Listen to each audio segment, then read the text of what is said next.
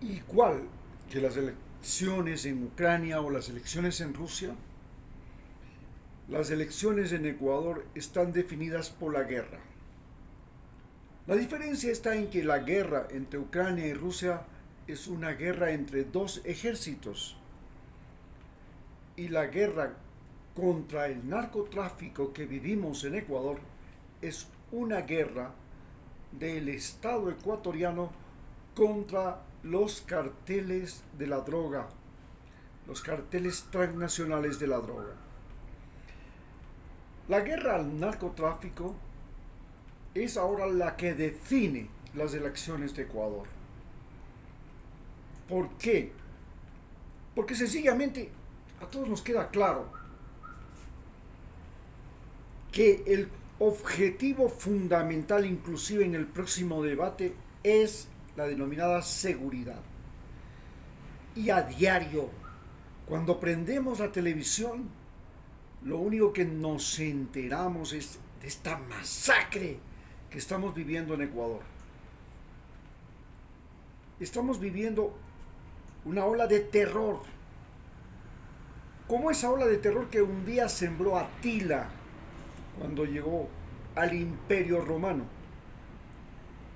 Aquí han llegado el fito, han llegado todos estos carteles de la droga y han sembrado terror.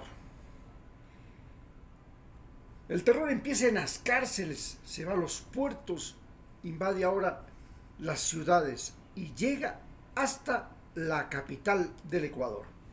Y en la capital del Ecuador matan a un candidato a la presidencia cuando le faltan solamente 11 días para las elecciones y que de seguro iba a ser finalista.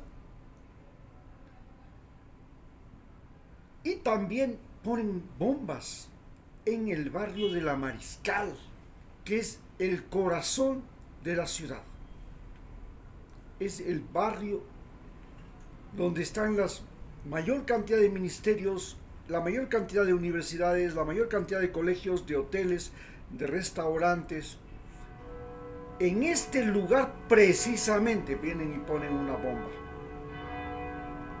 El día de ayer han entrado las tropas del ejército ecuatoriano a los barrios de Esmeraldas en los nuevos vehículos Cobra. Carros blindados con ametralladoras de trípode de alto poder de fuego, como cuando los vehículos norteamericanos entraban en Kabul y otras ciudades de Afganistán durante la guerra. ¿Qué es lo que está pasando? Es una guerra. Ya la estamos viviendo. Ya no se trata de que los policías y los patrulleros van a visitar los barrios, a rodear o a detener delincuentes. Se trata de que el ejército ecuatoriano, con la policía además, entra a ciudades que se han convertido en polvorín, a ciudades que se han convertido en lugares críticos como Esmeraldas, una de las 7 ciudades más peligrosas para los seres humanos en este planeta. ¿Cómo fue posible? Todo empezó con la llamada Declaración de la Guerra al Narcotráfico, que la realizó primero Lenín Moreno y la ratificó el actual presidente. Esta guerra al narcotráfico se produce porque los narcotraficantes desde los años 80 dejaron de ser simplemente individuos que llevaban y traían droga. Pasaron a ser individuos con gran cantidad de dinero y tenían la capacidad de contratar sicarios, de matar personas, de colocar bombas. Estamos hablando de la época de Pablo Escobar. Y Pablo Escobar todavía más se le ocurrió financiar al M-19. que ahora tiene al presidente de Colombia en el poder, y ese M-19 que después se retiró de la acción beligerante y pasó a ser parte del acuerdo de paz y desde desmovilización de las guerrillas en Colombia,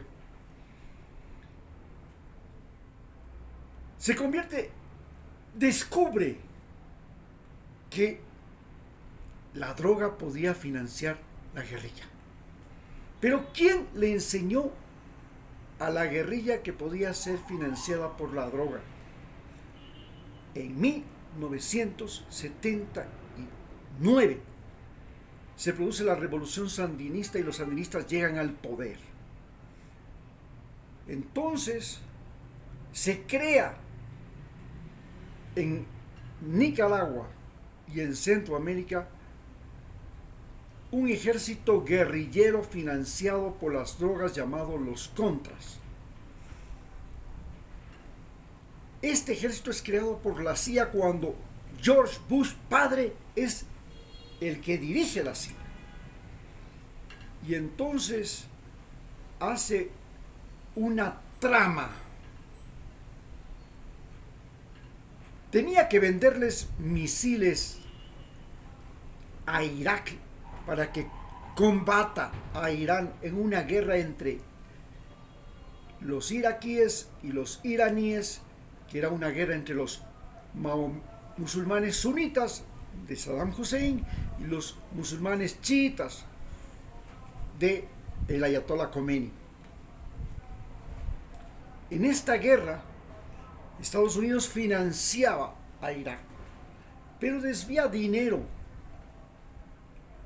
que era para comprar misiles y armas para Irak, y va a comprar cocaína a Pablo Escobar. Pablo Escobar se convierte entonces en el mayor exportador de cocaína del mundo, porque la CIA le compra la cocaína. Y con esa cocaína la llevan a California y la venden.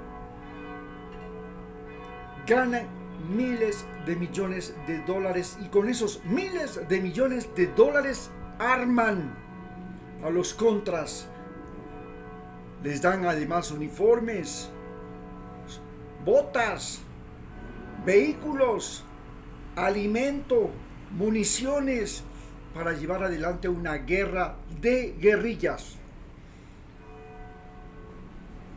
Estados Unidos le enseña a las FARC cómo financiarse mediante el narcotráfico, financiando a los Contras. Las FARC aprenden que primero hay que cobrar a los campesinos que siembran coca y que le proveen a los narcotraficantes colombianos. Pero cuando la DEA logra destruir a Pablo Escobar, logra destruir al cartel de Cali, logra destruir al cartel del norte del Valle, en esos territorios, en esas haciendas que ellos tenían, y destruye los laboratorios en esos territorios, entonces los narcos trasladan los laboratorios a las zonas donde no entra el ejército colombiano. ¿Y cuál es la zona donde no entra el ejército colombiano? El territorio de las FARC, el territorio de las Fuerzas Armadas Revolucionarias de Colombia y también del Ejército de Liberación de Colombia. En estos territorios donde no entre el ejército, donde no hay médicos, donde no hay escuelas, donde no hay profesores, donde no hay el Estado, es donde comienzan a florecer los laboratorios de cocaína. Y en estos laboratorios de cocaína se comienza a producir cocaína para los narcos. Pero los campesinos que producen la cocaína tanto los que siembran como los que procesan, son campesinos que están bajo la mirada pendiente del narcotráfico colombiano, pendiente de la guerrilla. La guerrilla custodia, los protege, los vigila y coge el producto de ellos, y cuando son capturados busca a los carteles colombianos para llevar la droga hasta México, y luego busca a los carteles mexicanos, porque inclusive los carteles mexicanos vienen directamente con armas para las FARC, para el Ejército de Liberación, y lo canjean por droga. Entonces, la frontera entre Ecuador y Colombia, que es una frontera que no existe entre dos estados, sino que es una frontera del estado ecuatoriano, que tiene ahí el ejército, tiene profesores, tiene médicos, tiene carreteras, tiene presencia, tiene escuelas, colegios. En cambio, en el lado colombiano no existe el estado. Se pasean las tropas colombianas, hacen vigilancia, pero no hacen ocupación. No existen médicos, no existen escuelas, no existen centros de salud, no existen pueblos que estén o que no le paguen a las FARC, que no se protejan con las FARC. Las FARC en esos pueblos no solamente que protegen a la gente, sino que inclusive reclutan. Y estas FARC logran meterse a Ecuador cuando se llega al acuerdo de paz y se decide que las FARC se retiran de la frontera de Ecuador, y en el gobierno de Colombia, de Santos, se firma un acuerdo de paz en que las FARC entregan las armas, pero una parte de las FARC no entregan las armas. Y la parte que no entrega las armas, está ahí uno de los líderes, que es ecuatoriano, que es esmeraldeño, es negro, y es el comandante de la brigada Oliver Simesterra, el guacho. Entonces llega al poder Lenín Moreno. Cuando llega al poder Lenín Moreno, se produce en Ecuador una desconcentración, un descontento popular, porque Lenín Moreno llega para continuar el proceso de la Revolución Ciudadana de la Alianza País, es decir, el trabajo que había iniciado Rafael Correa. Pero ni bien llega al poder, traiciona y se pasa al lado de la embajada norteamericana y de Donald Trump, y llega aquí Mike Pompeo. Y Mike Pompeo le ofrece estabilidad en el gobierno a Lenín Moreno a cambio de que le permitan volver a las bases militares norteamericanas a Manta, pero además le pide Galápagos. Y regresan a Galápagos después de que en 1946 fueron sacados de allí, porque la base de Galápagos, que la ocuparon desde 1941 a 1946, fue parte del botín de guerra en que Estados Unidos le armó al ejército peruano en 1941 para que invada Ecuador, le quite la mitad de su territorio 260,000 kilómetros cuadrados en la Amazonía, y ellos se quedaron en Galápagos, donde custodiaban el Océano Pacífico y la entrada al Canal de Panamá cuando ya se venía a venir la guerra contra Japón. Entonces, en 1946 lo saca Velasco Ibarra. Y una vez que lo saca Velasco Ibarra, no vuelven a Galápagos sino 70 años después con Lenin Moreno, que les entrega nuevamente Galápagos. Y en el momento que llegan a Galápagos lo hacen con la justificación de que van a controlar el narcotráfico.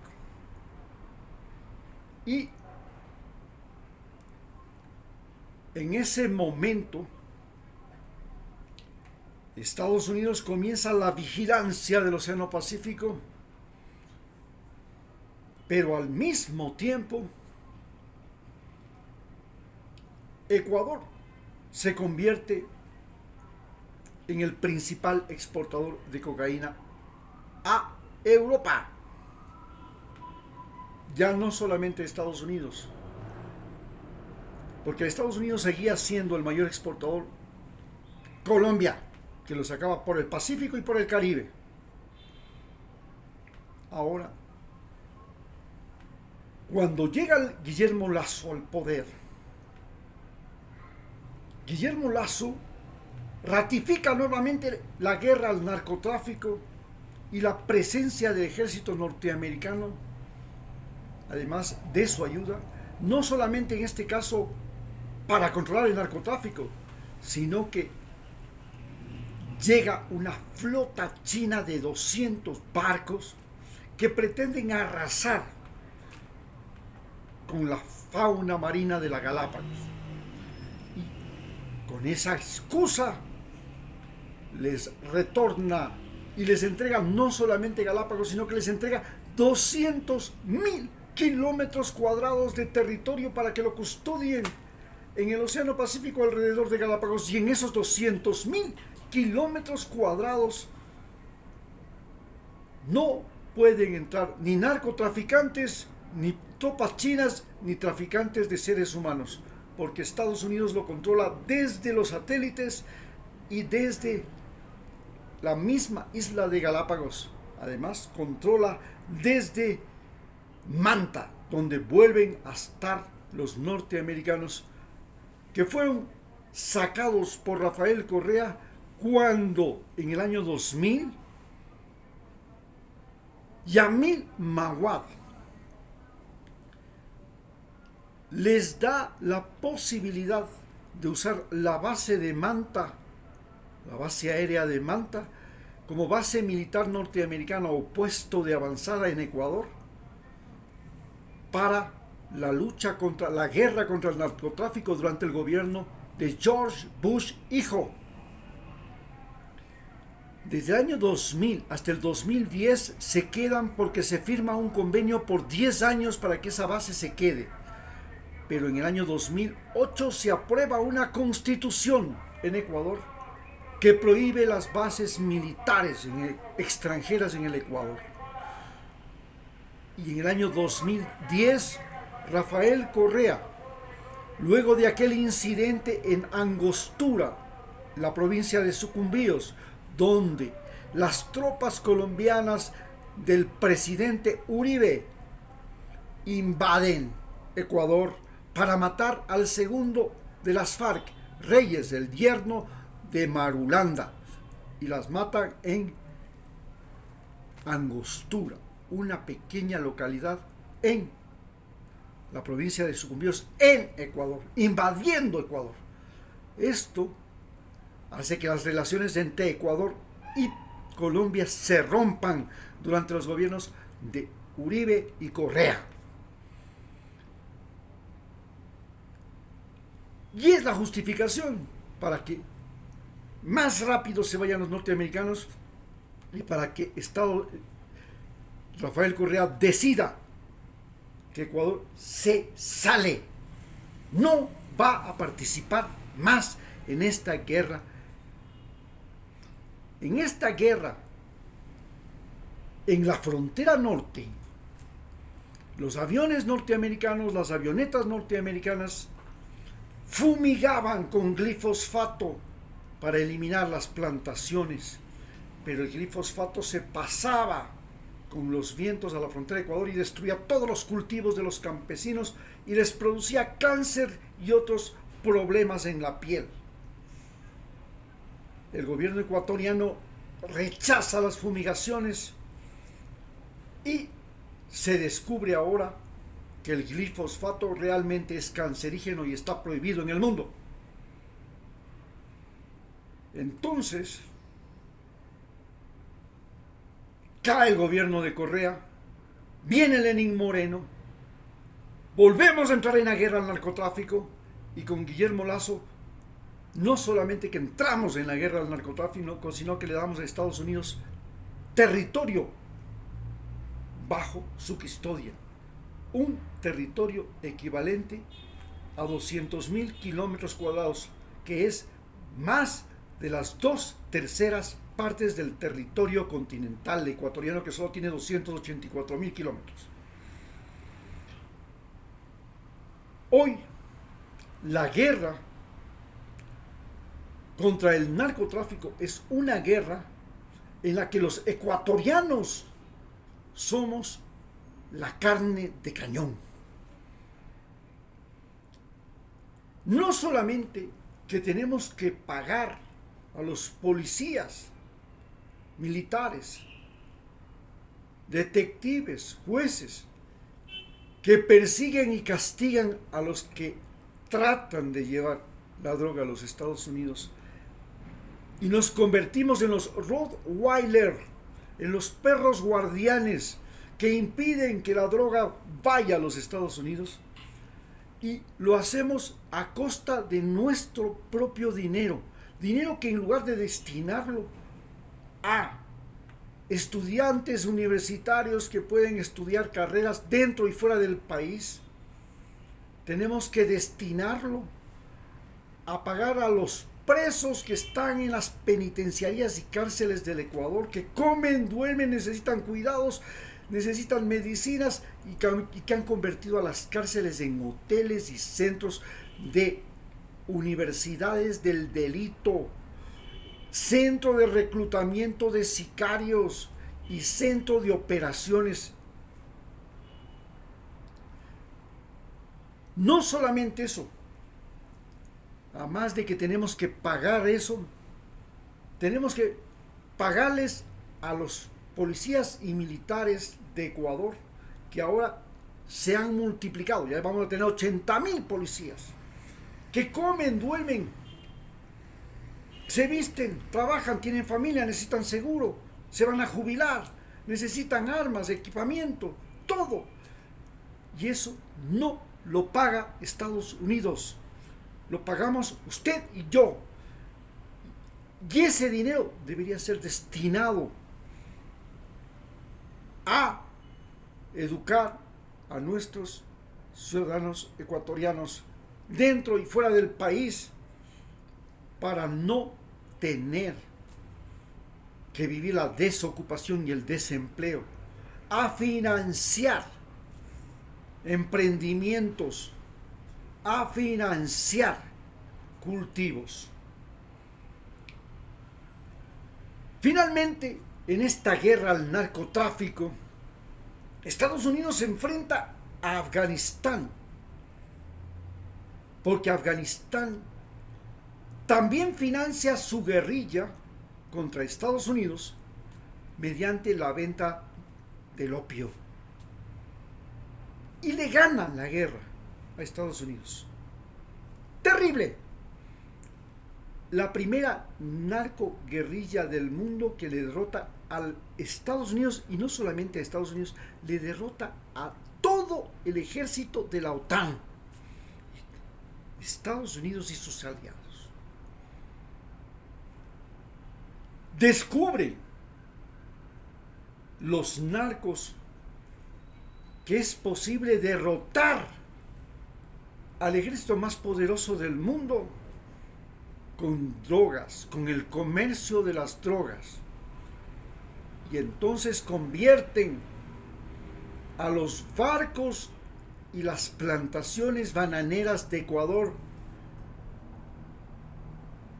en medios de transporte de la droga desde los puertos de Ecuador a Europa, y nos convertimos en los mayores exportadores de cocaína al mundo, a Europa,